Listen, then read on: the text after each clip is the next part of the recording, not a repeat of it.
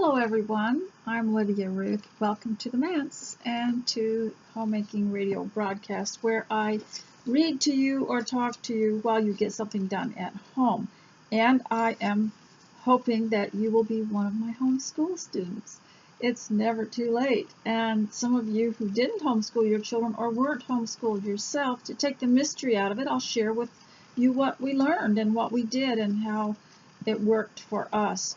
And so it's a way of life. It's not just over when the education year is over, because it's just a lifetime way of conducting yourself. Now today I want to also encourage you to get dressed up for the home, and I think it's really important because it gives you a mood.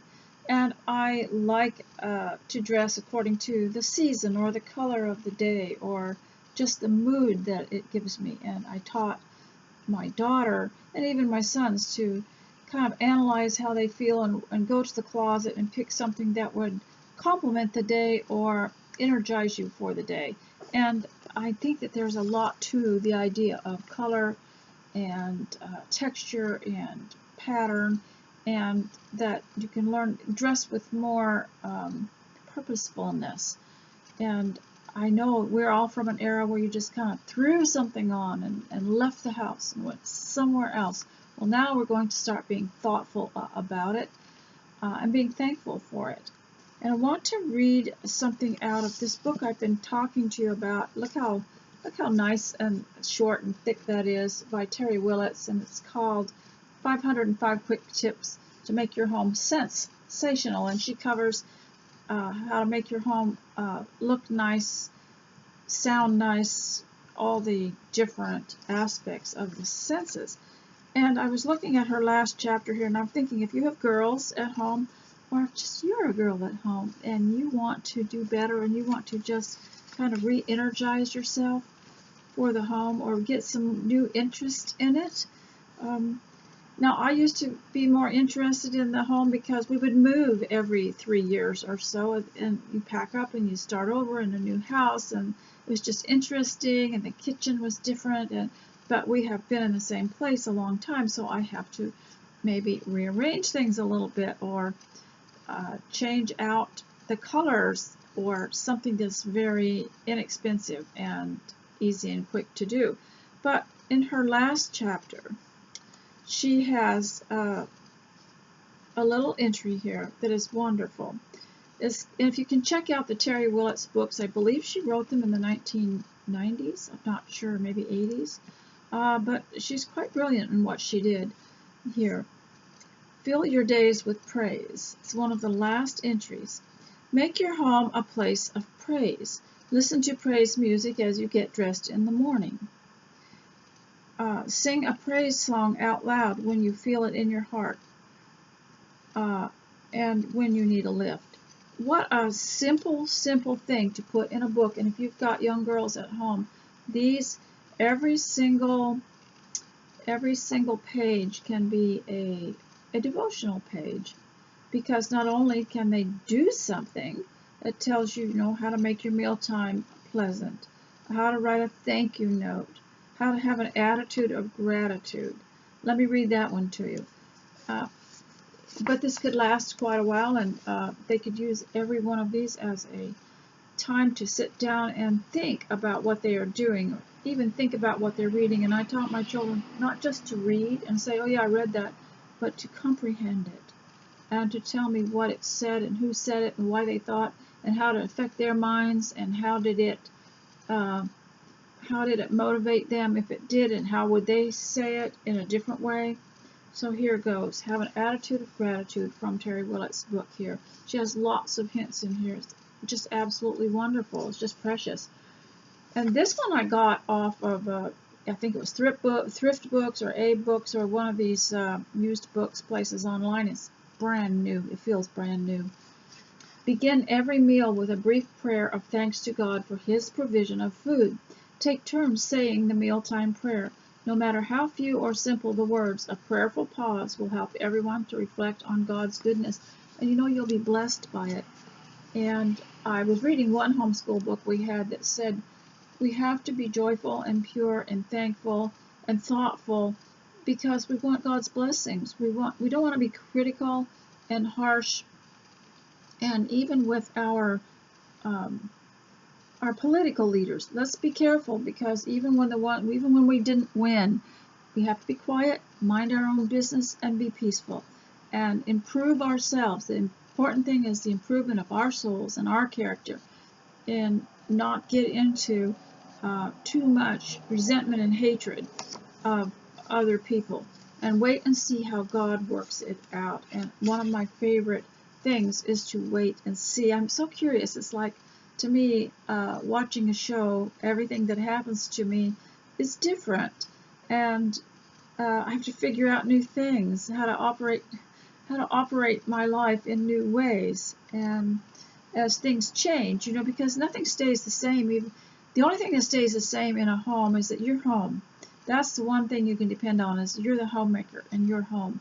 Isn't it wonderful? So I wanted to make sure you knew about this, and the back of it says, do you want to give your home a little extra flair? This book will show you how, with tips. And it says here in the front of the flyer,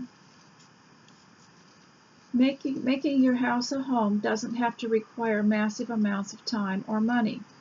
505 quick tips to make your home sensational. And what I like the most about it is her little drawings, because they could be so inspiring to a young person or a vital person.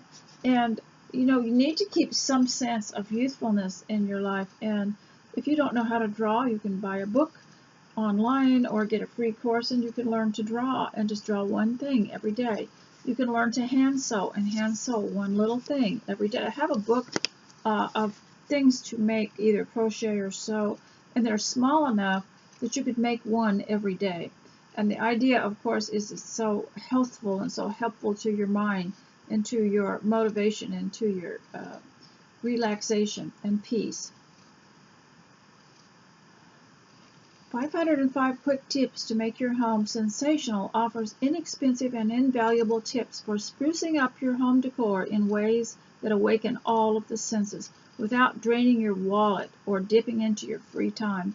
That's what I like. She's got these little tiny things to do that don't take a lot of time. She talks about, how to hand make a few things to increase the color. Through the use of scents, spices, fabrics, and assorted accessories, Terry Willits provides creative tips that can help energize the living space and revitalize your daily routine. Ideas are contained within here. I won't tell you what all they are, but anyway, this is what it looks like with the jacket on it. This is like what it looks like with no jacket. I got one that didn't have one of these. I love the coverings, the jackets here, because it's so pretty. And I put this in a room the other day that I was changing out a little bit, and I had put a pillow on the bed and wrapped it in yellow fabric and put this next to it, and then I had a yellow teacup with it. That's how I do it without costing me anything. Also, let me see what else I have. We have to do our poetry, kids. It's your vitamin for today. It's poetry vitamin, okay? So here is a little poem called The Brighter Side by Edgar A. Guest. The Brighter Side. Though life has its trouble and life has its care, and often its dark days of sorrow, there is always the hope the sky will be fair and the heart will be happy tomorrow. There is always the light of a goal just ahead, a glimpse of the dream we are pursuing. In spite of the difficult pathway we tread, there is much that is good to be doing. Time empties the purse of the pennies of youth, the heart of its innocent laughter, but gives in return just a few grains of truth and the promise of more to come after. There's never a new day lived out to the end, however life's tempests may pitch us. But what with a triumph, a joy, or a friend, the swift fleeting hours may enrich us. There's so much to do and there's so much to see, in spite of the troubles that fret us. So much to wait for and so much to be, if only the future will let us. that life with its burdens and life with its tears and its heart-burning touches of sadness still lures us all to the end of our years with friendships, its love, and its gladness. Now, I had another one here that I really liked, that I thought maybe you would like too, and it's Bothering with Jonah. And it's, you know the story of Jonah and Jonah and the whale. And I thought it was quite clever, so I'll read this one to you also. Now, this is how we homeschooled, is whatever we read, we tried to bring in a biblical value, a spiritual value to it. And let's see here.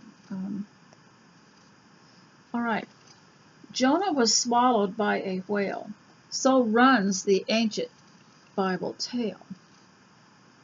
And later cast upon the shore to face the tasks of life once more. How many times I've smiled to hear this story as a child, this ancient epic of the sea, and wondered really how it could be. Yet I, like Jonah, have been swayed from duty's pathway, much afraid, and swallowed by strange notions too, seeking an easier task to do. I've been gulped whole by frenzies weird. I've been lost and reappeared, once more to find my duty plain, to laugh with men and work again. Perhaps false teachings swallow men, later to cast them out again.